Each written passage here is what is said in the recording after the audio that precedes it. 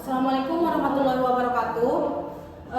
Perkenalkan, nama saya Asma Putri dengan NIM 22061002. Baik, di sini saya akan mempresentasikan hasil proposal saya.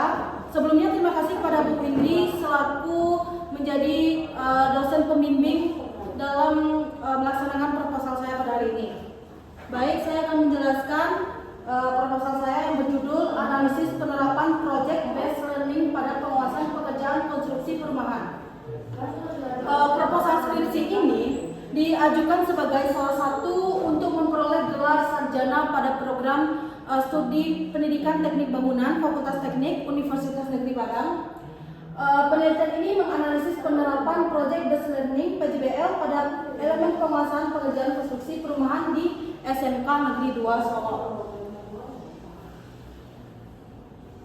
Selanjutnya saya akan menjelaskan tentang latar belakang dan pentingnya pendidikan kejuruan. Yang pertama yaitu adalah pentingnya pendidikan.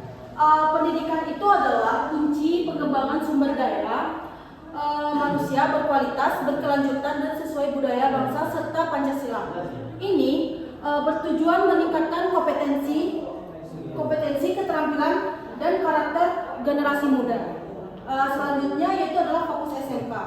SMK berorientasi pada dunia kerja, mempersiapkan peserta didik dengan kompetensi yang dibutuhkan, serta responsif terhadap kemajuan teknologi. Pemerintah berupaya meningkatkan kualitas sekolah dan lulusan. Dan yang terakhir yaitu adalah tujuan kurikulum merdeka, pengembangan kemampuan dan potensi peserta didik melalui pembelajaran yang menyenangkan, sejalan dengan Undang-Undang Nomor 20 Tahun 2003. Selanjutnya saya akan menjelaskan tentang profil SMK Negeri 2 Solo, tempat saya meneliti yang pada tempatnya jurusan DPIB. SMK Negeri 2 Solo di Kota Solo, Sumatera Barat memiliki visi menciptakan tamatan yang disiplin, produktif, kompetitif, dan berakhlak mulia. Sekolah ini memiliki 6 bidang keahlian, salah satunya desain pemodelan dan informasi bangunan atau DPIB. DPIB mempelajari perencanaan, pelaksanaan, dan pemeliharaan konstruksi bangunan gedung. Elemen pengawasan pekerjaan konstruksi perumahan dipelajari pada fase kelas F atau kelas 11, meliputi tahapan pengawasan dan penyusunan laporan progres fisik harian, mingguan, dan bulanan. Selanjutnya yaitu adalah saya akan menjelaskan tentang tujuan pembelajaran elemen pengawasan pekerjaan konstruksi perumahan. Yang pertama yaitu adalah memahami proyek konstruksi, memahami pelaksanaan pekerjaan proyek konstruksi, memahami pengawasan pekerjaan proyek konstruksi, memahami konsep K3LH dan budaya kerja industri, dan yang terakhir yaitu adalah menyusun laporan progres fisik harian, mingguan, dan bulanan. Selanjutnya yaitu adalah saya akan menjelaskan tentang permasalahan pembelajaran konvensional. Yang pertama yaitu adalah pembelajaran berpusat guru. Guru umumnya menerapkan model ceramah konvensional yang berpusat pada guru, mengakibatkan minimnya interaksi keterlibatan peserta didik. Selanjutnya itu adalah minat belajar rendah. Minat belajar lebih tinggi pada pelajaran gambar, bukan penguasaan konstruksi yang bersifat teori. Selanjutnya yaitu adalah kurangnya inovasi. Kurangnya inovasi dan strategi pembelajaran yang tepat karena model konvensional yang lebih praktis penerapan. Dan yang terakhir yaitu adalah keaktifan rendah. Peserta didik cenderung pasif, kurang merespon pertanyaan, dan enggan terlibat aktif dalam pembelajaran. Selanjutnya, saya akan menunjukkan data hasil belajar dan solusi PJBL. Hasil wawancara menunjukkan peserta didik menganggap model pembelajaran monoton dan tidak menarik, menyebabkan rendahnya keaktifan dan hasil belajar. Data sumatif tengah semester kelas 11 DPIB tahun ajaran 2023 atau 2024 menunjukkan sebagian besar nilai masih di bawah standar atau ketuntasan. 75. Model pembelajaran Project Based Learning (PJBL) diusulkan sebagai solusi. PJBL adalah pembelajaran kreatif yang melibatkan peserta didik langsung dalam proses, meningkatkan keaktifan dan hasil belajar dengan menyelesaikan masalah nyata. Berikut adalah grafik dari data hasil belajar dan solusi PJBL tersebut. Selanjutnya yaitu adalah identifikasi masalah dan tujuan penelitian. Identifikasi masalah yang pertama yaitu adalah keaktifan peserta didik rendah mempengaruhi hasil belajar, kurangnya inovasi dan strategi pembelajaran, proses pembelajaran berpusat pada guru, dan model pembelajaran yang kurang tepat. Selanjutnya yaitu pembahasannya. Yang pertama itu adalah masalah. Penelitian ini berfokus pada penerapan PJBL untuk meningkatkan hasil belajar peserta kelas 11 elemen pengawasan pekerjaan konstruksi perumahan, khususnya pada tujuan pembelajaran kelima, memahami pengawasan pekerjaan konstruksi.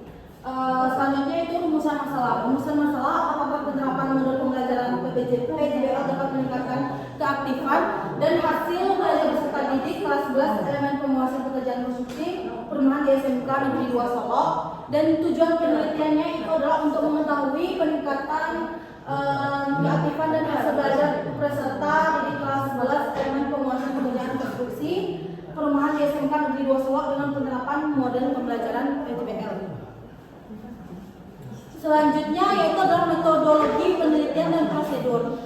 Jenis penelitian yang saya gunakan yaitu adalah penelitian tindakan kelas atau classroom action research 2 siklus bertujuan meningkatkan hasil belajar peserta didik kelas 11 elemen penguasaan pekerjaan konstruksi perumahan.